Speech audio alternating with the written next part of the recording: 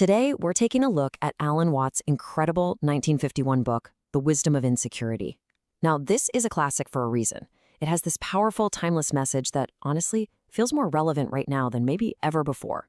It really digs into the anxiety of modern life and offers this completely counterintuitive path to happiness. So let's just jump right in with the central paradox that Watts throws at us. We all want to feel safe and secure, right? Of course we do. But what if the very act of chasing that security, of trying to nail everything down, what if that's the very thing making us feel so deeply insecure? It's a wild idea, and it's really the key to unlocking everything we're going to talk about. To get to the solution, we first have to really understand the problem. Watts called our era the age of anxiety. And he saw the roots of it so clearly even decades ago. Now, when Watts says this, he's not saying our age is uniquely dangerous or that we have it worse than everyone in history. I mean, poverty, disease, death, that's all been part of the human story forever.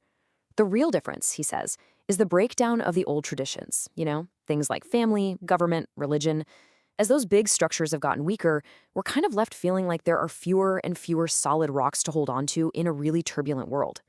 And this creates a huge, huge problem in our day-to-day lives. We are constantly taught to live for some future good time. You know the one. That next vacation, that promotion, that day we finally retire. But as Watts points out, even when we get there, we can't fully enjoy it. Why? Because our mind has already jumped ahead, chasing the next thing. We end up living for a tomorrow that just never really arrives. And this whole problem gets even deeper because it's not just society pushing us toward the future. Believe it or not, our own amazing, incredible minds, they're the ones that actually set the trap for us. Watts makes this really simple but powerful comparison. Think about an animal. It lives almost entirely in the present moment.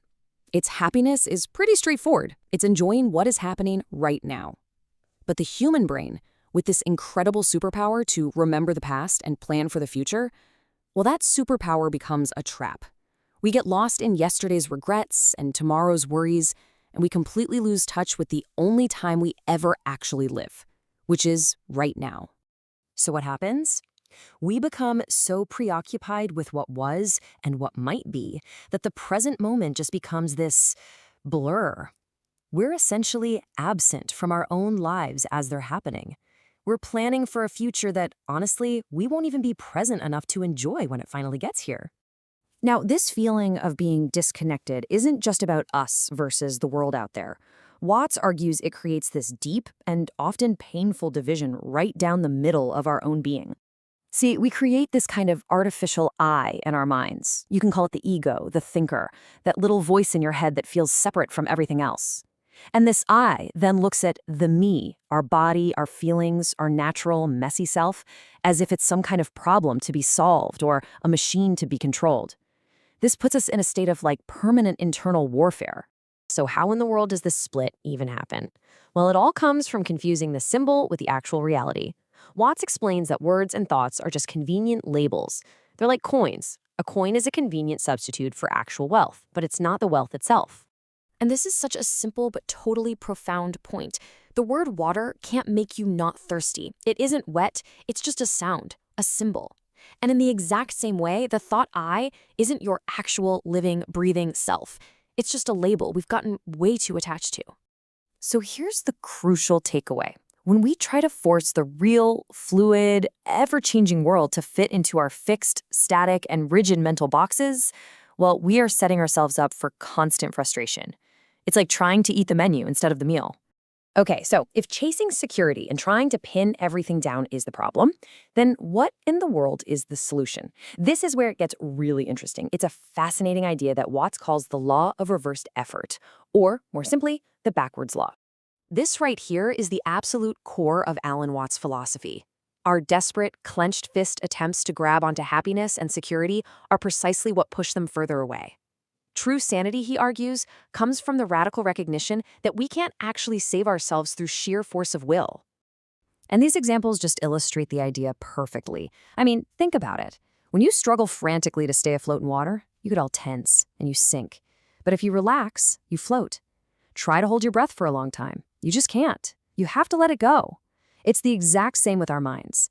The more we desperately chase after this idea of me, the more it seems to disappear.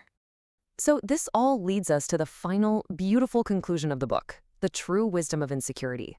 And it's not about building higher walls to protect ourselves from uncertainty. It's about tearing them down and learning to embrace the flow of life itself. So true sanity isn't about finding some permanent answer or a final security blanket that'll last forever. For Watts, it comes from fully, deeply accepting that life is fluid, it's unpredictable, and it's impermanent, and that there's nothing we can really do to nail it all down.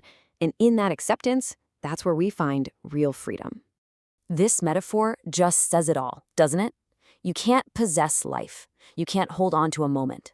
The second you try to scoop it up in a bucket and keep it, it stops being what it was, a living river.